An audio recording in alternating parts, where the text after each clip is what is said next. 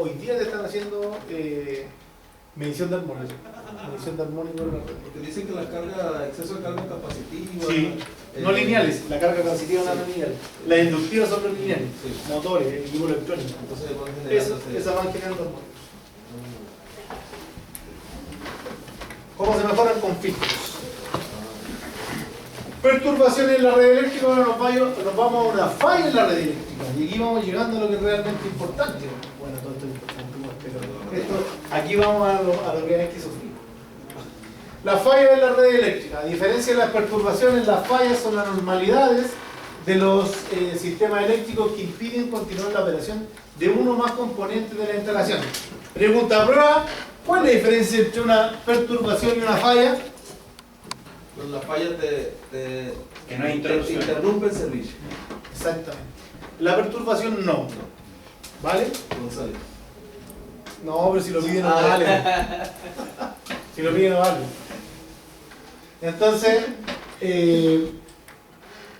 dijimos que las fallas son la anormalidad de los sistemas eléctricos que impiden continuar la operación de uno o más componentes de la instalación y requieren la rápida acción de los esquemas de protección para no dañar los equipos. Entre las fallas más comunes tenemos las sobrecargas, ¿cierto? Los cortocircuitos, las asimetrías y los defectos de aislación. Importantísimo, las sobrecargas, ¿cierto? La sobrecarga está directamente relacionada con el aumento de la potencia que se le exige a un punto por sobre el máximo valor que esté, ¿cierto? Está capacitado, que esté capacitado para entregar. Se manifiesta en la instalación mediante un aumento de corriente. Por lo que podemos decir que una línea o equipo se encuentra sobrecargado cuando su corriente es superior a la nominal debido a una sobreexigencia de potencia. Sobrecarga, ¿cierto? Es un aumento de la corriente.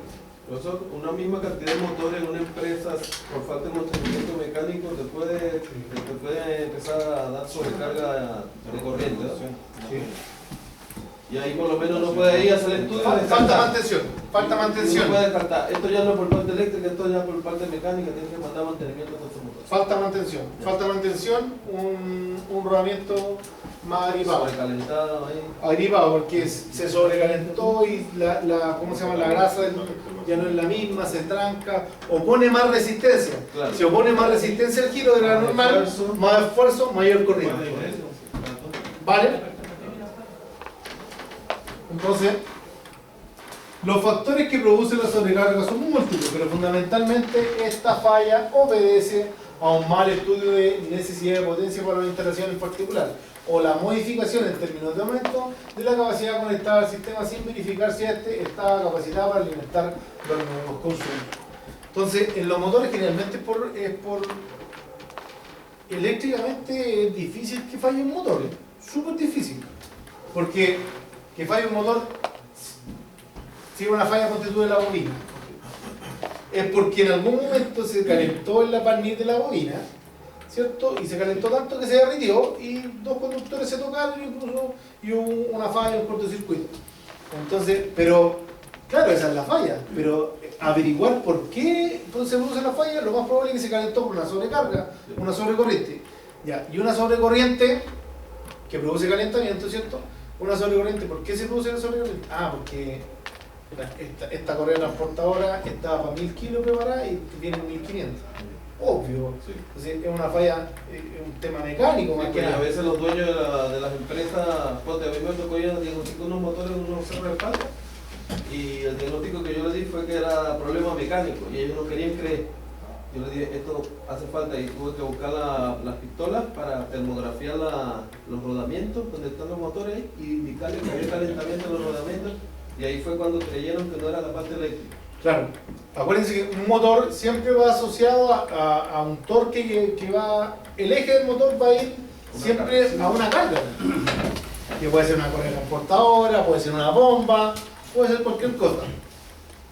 Una bomba, se tapó la bomba, se tapó el ducto de la bomba, va a empezar a chupar, va a hacer fuerza y no va a ser capaz de tirar agua porque se tapó. Entonces va a empezar a exigirse más el motor, a exigirse más, y se va a quemar. Es como, dígame. ¿Por qué se sale el barniz de los motores, de la bobina? Uno, envejecimiento, que es porque ya es muy antiguo, ¿Ya? ¿ya? Y lo otro, calentamiento. Una vez fue en una mantención, en una pared blanca allí en Puerto Montt. Mandaron a arreglar varios motores, a barnizar, y llegó un motor y bueno, cuando llegó se hacen las pruebas, se mellan todo y todas las pruebas salieron bien. Le dimos partida al motor y empezó a salirse a derretirse el barniz. Pero después lo habían rebobinado el motor. Claro. Ya. Lo que pasa es que cuando, una de las cosas que puede pasar, no sé si en este caso es así, ¿qué pasa? Cuando tú barnizas un motor, ¿cierto?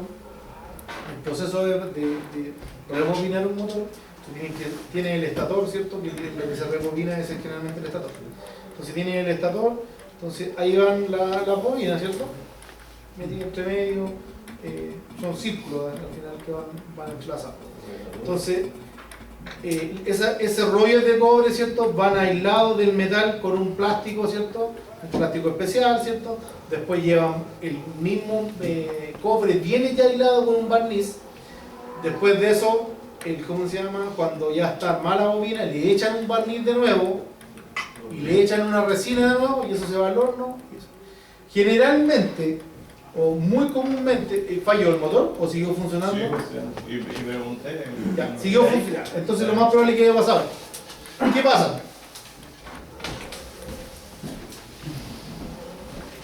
Tú tenías el estator, ¿cierto? Aquí. ¿Viste el estator? Y aquí tienen.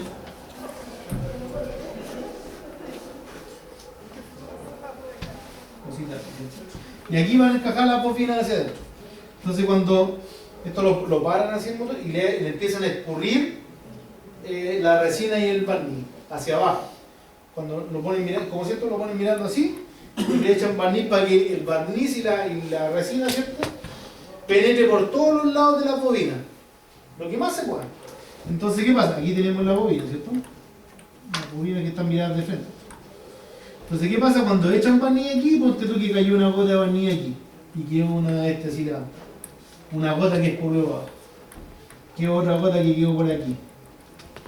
Entonces, ¿qué pasa? Cuando ponen el rotor, esto queda tan ajustado que ese rotor topa y se produce un campo magnético, topa el barniz. Y ahí lo va a derretir y lo va a sacar. Es como cuando, no sé si le ha pasado, pero los transformadores de repente que vienen nuevos, de equipos nuevos, los enchufan y como que sale olor a barniz quemado. Es porque el barniz en algún momento, como estaba nuevo, viene de fábrica nuevo, recibió el primer golpe de corriente y algunas partes que quedaron con barniz excesivo se calentaron más y se derritió y siguió funcionando. Lo mismo pasa con los motores, sobre todo eso pasa mucho con los motores que se rebobinan. ¿Ya? Los factores que producen la carga son múltiples, pero fundamentalmente esta falla obedece a un mal estudio. Te lo leo. Otro súper importante, cortocircuitos. Un cortocircuito es la... Pregunta prueba. Un cortocircuito es la desaparición intempestiva de la aislación relativa de dos conductores de diferente tensión, alimentados desde la misma fuente, sin la interposición de una impedancia conveniente.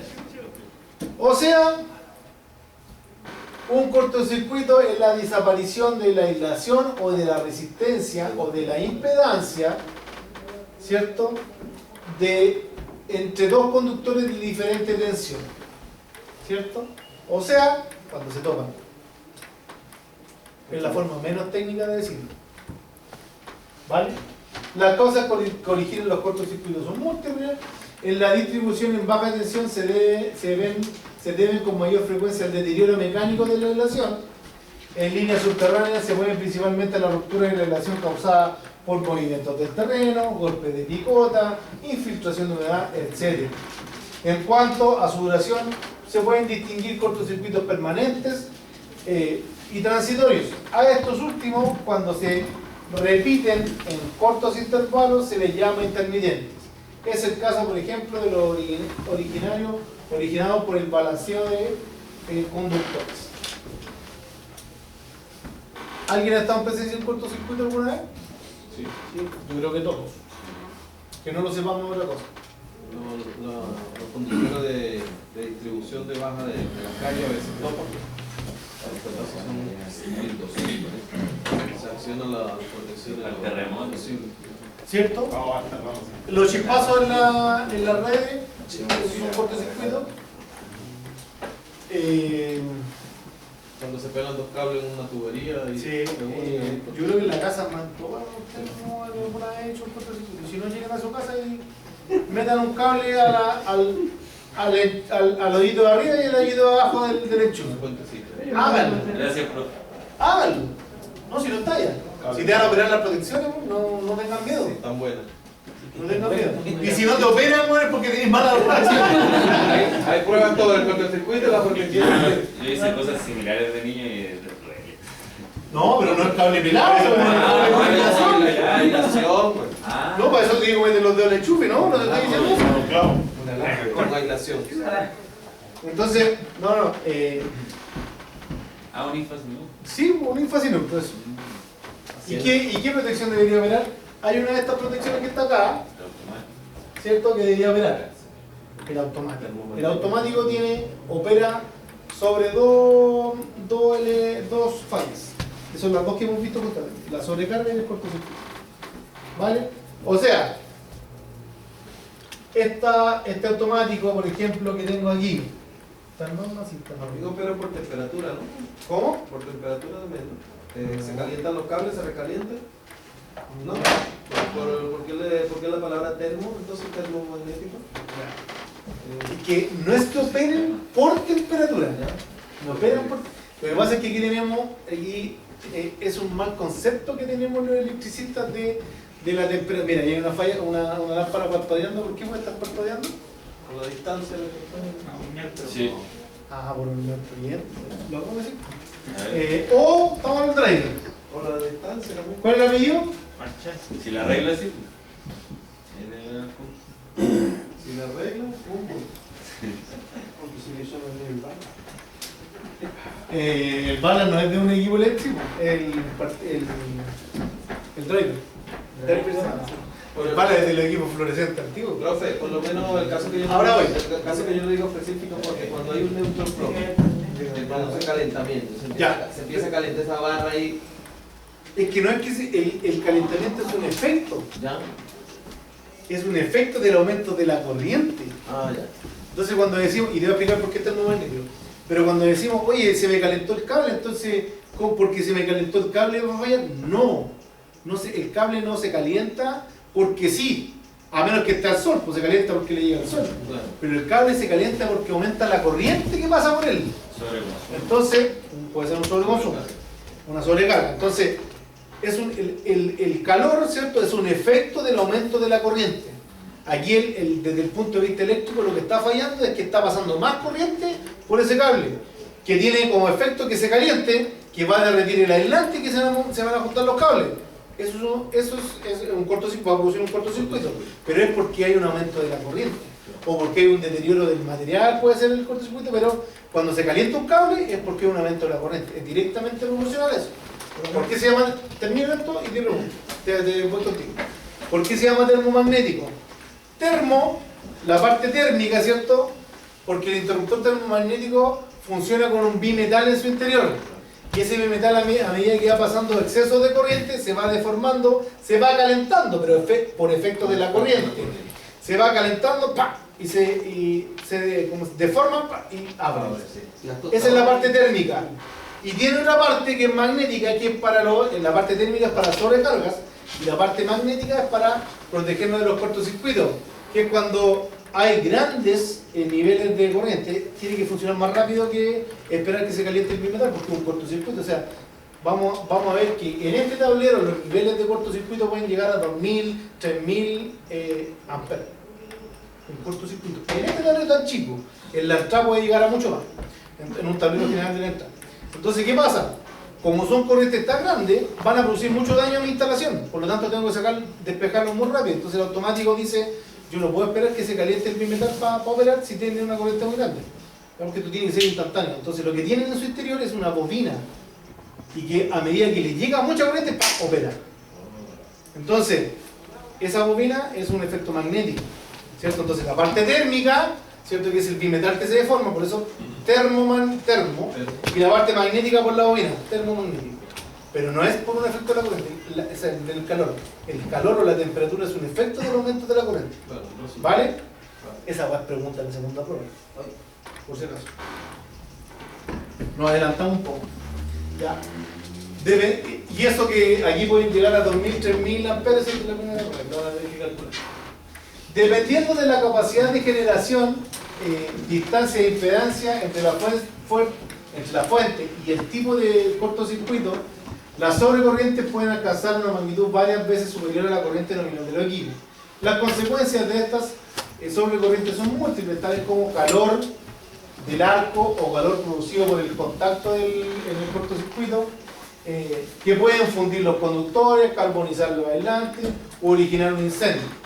Al respecto, no conviene despreciar el calentamiento producido por la corriente de cortocircuito, el calentamiento producido por la corriente, ¿cierto?, que concentra sus efectos en los puntos más débiles, uniones de conductores y contacto de disyuntor. Ahí siempre como que estalla el cortocircuito. Ahora, recién tú me preguntaron. No, sí quedó claro por lo que estuvo. Entonces, tú me decías, oye, el neutro queda suelto. Entonces, recordemos, ¿no?, que la corriente, como le enseñaron en el primer semestre, este es el primer año de ustedes, ¿cierto? Como le enseñaron en el primer semestre, lo que deberían haberle enseñado es movimiento de electrones. O sea, hay movimiento, que nosotros no lo veamos es otra cosa. Ya, pero hay movimiento. Entonces, si yo tengo dos elementos, un cable que viene con energía y un perno, ¿cierto?, y lo está apretando, le está haciendo contacto, si esto no queda apretado, queda aquí, se va a producir un arco, se va a producir un parpadeo, porque van a estar pasando los electrones, un movimiento, ¿cierto?, un chisporroteo, va a producir chispa. Esa chispa y ese movimiento, al no ser un contacto sólido, va a producir aumento de la corriente. Porque se va a sobreexigir para que haga paso de los electrones, se va a sobreexigir ese punto. Se va a calentar y ahí se va a quemar. Se va a Yo una vez trabajé en una casa que la señora se quejaba de que pagaba mucho y empecé a buscarle puntos flojos en casi todas las cajas de derivación, en los tableros, en los componentes. Le arreglé todo eso, le normalicé, después me dijo que empezó a pagar menos. Porque va consumiendo más corriente. Entonces, ¿qué pasa? Por eso, por normativa, ¿qué es las instalaciones eléctricas? Allí, en particular, tú, ¿ya? Por eso, por normativa, a nosotros la norma nos dice que hay que ocupar, cuando hago una conexión, hay que ocupar un conector cónico, ¿cierto?, ¿cierto?, que se atornilla, o hay que estañarlo, o hay que ocupar un tipo de conector, no solamente la cola ratón, porque la cola ratón se suelta, porque esto es movimiento, siempre el movimiento se suelta. Entonces, por eso cuando yo pongo, aquí voy a poner ¿cómo se llama?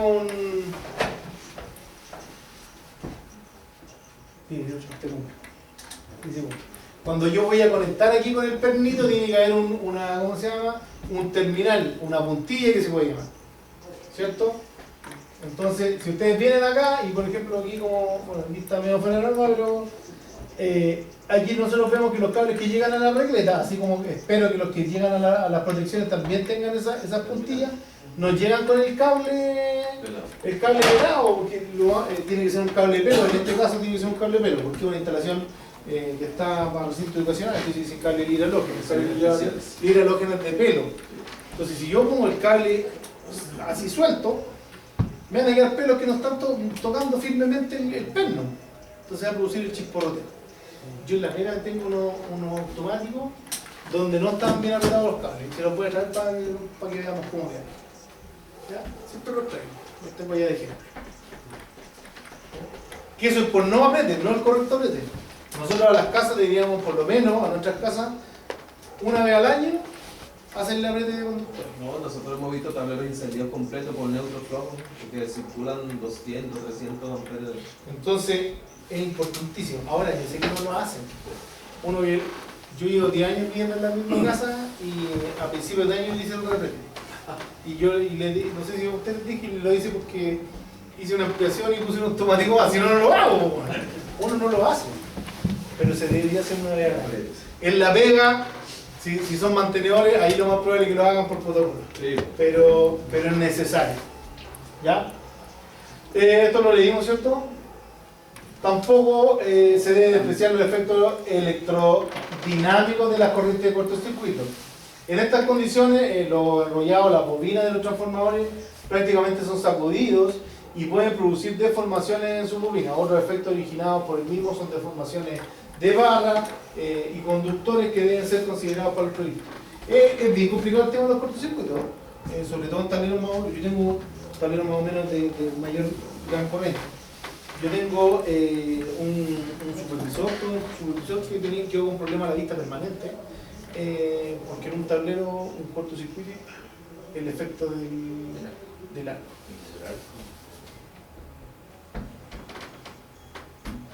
¿La máquina de soldar a cuánto más o menos solda? ¿Uno le puede regular ahí o no? ¿Sí, el amperaje? 60, 80, 90, que ya es harto. Llegan a 160. ¿Cierto? Ya, pero 160. En un tablerito así te puede llegar un cortocircuito a 2000. Imagínense el arco. Quedó con daño ocular permanente. Otra falla en las asimetrías. La forma usual de la red es generalmente un sistema de corriente trifásica con 380 volts, el cual está constituido por tensiones alternas desplazadas temporalmente en 120 grados eléctricos. Entonces se habla de un triángulo de tensiones, ¿cierto? Las tensiones son representadas por el diagrama fasorial y dan por resultado un triángulo equilátero. De esta manera, de representación es generalmente la usual en electrotecnia para visualizar las sinusoides de manera fácil y clara. ¿Cierto? Esto es lo ideal, ¿ya?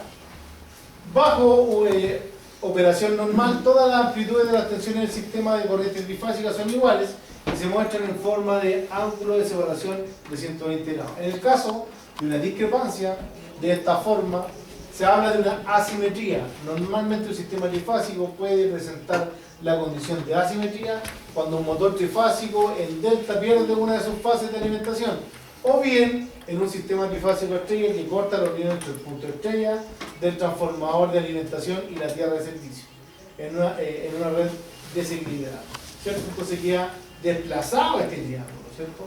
Y ahí se produce una asimetría.